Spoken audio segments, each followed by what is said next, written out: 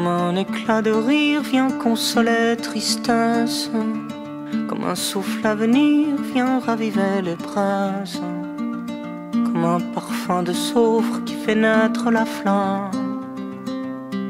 Jeunesse, lève-toi contre la vie qui va, qui vient, puis qui s'éteint.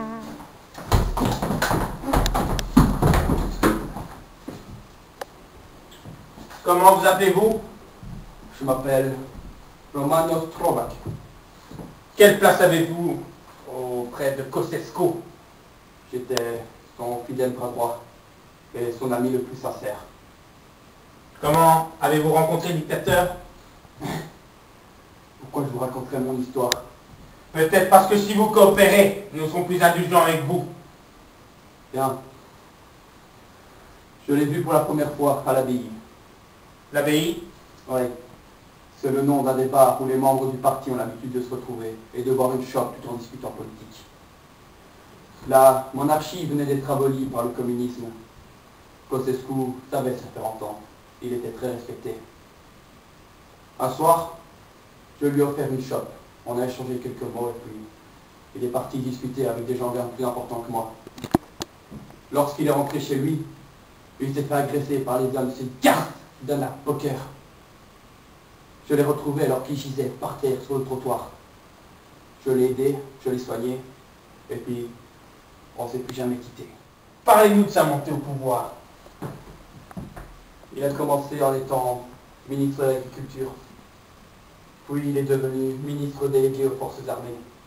Et là, George Udeș est mort. C'était le président de la Roumanie et le chef de notre parti. Nicolae était son petit protégé.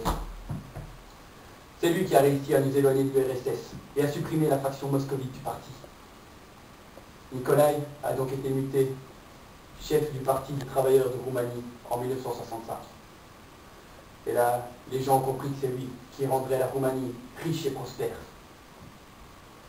On l'a donc élu président du Conseil d'État. Nous savons très bien tout cela. Quel rapport avec vous? Disons que je me suis arrangé à ce que tout le monde partage le même avis que lui. Vous êtes venu à tuer des gens? Certaines personnes nous mettaient des bâtons dans les roues. Il fallait faire quelque chose. J'ai pris les mesures qui s'imposaient. Vous n'avez pas répondu à la question. Qui avez-vous tué? Anna Poker? Entre autres. Elle était trop dangereuse. Elle dirigeait secrètement la partie moscovite du parti. Je l'ai donc éloignée du pouvoir. Les autres étaient moins connus. Soit. Pourquoi avoir placé sa famille au pouvoir? Il fallait que les décisions prises par notre président soient acceptées. Je lui ai donc conseillé de mettre des personnes sur qui on avait de l'influence à des postes importants. Ainsi, il était plus facile pour lui de régner sur le pays. Le peuple devait l'admirer. Je me suis donc aussi arrangé à ce qu'il soit comparé à de grands héros nationaux. À cette époque, le peuple l'adorait. Pourquoi un changement radical par après? En 1971, nous avons fait un voyage en Chine et en Corée du Nord. Nous avons été impressionnés par leur façon de gagner. Nicolae voulait aussi appliquer la transformation nationale, et il l'a fait. Je lui ai dit de faire traduire en roumain les œuvres consacrées au Juche, qui est une idéologie prônant une société sans classe, et à la création de l'homme nouveau, qui se doit être patriotique, à la fois fasciné par le communisme et par l'héritage national. Ce sont des manies de dictateurs. Vous avez imposé ça à votre peuple. On l'a fait pour la gloire de la Roumanie.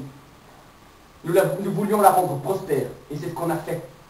On a même réussi à supprimer les dettes que notre pays avait. En exportant toutes les productions industrielles et agricoles du pays, vous avez contribué à affamer le peuple roumain. C'est faux. Et à le rendre malheureux. C'est faux.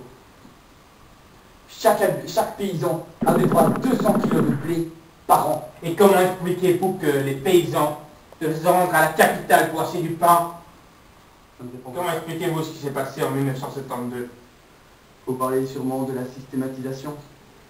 Notre projet visant à avoir une société socialiste multilatéralement développée. Nous avons juste fourni de meilleures habitations aux gens.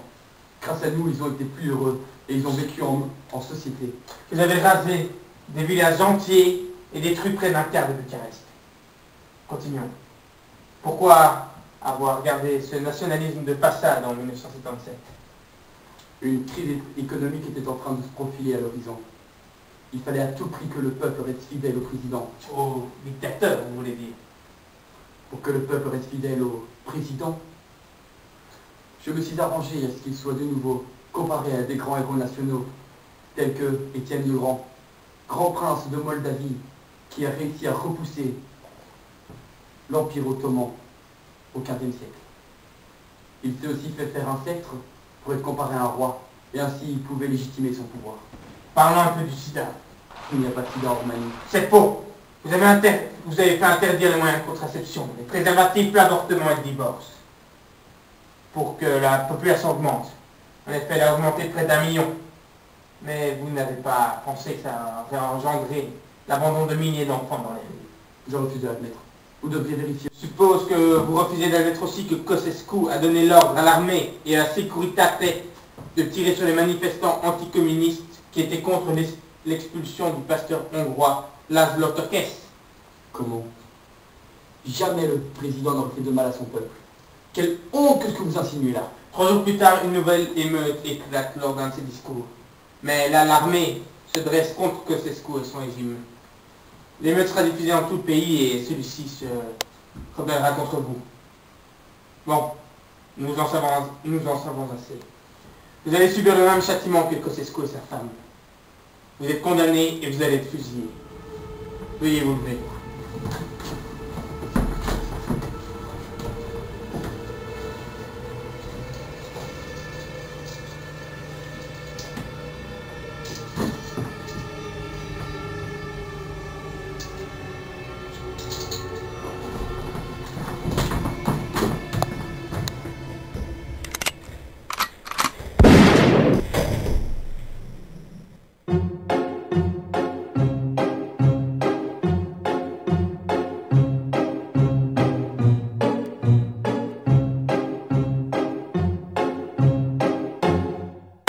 I'm sitting here in the boring room. It's just another rainy Sunday afternoon. I'm wasting my time.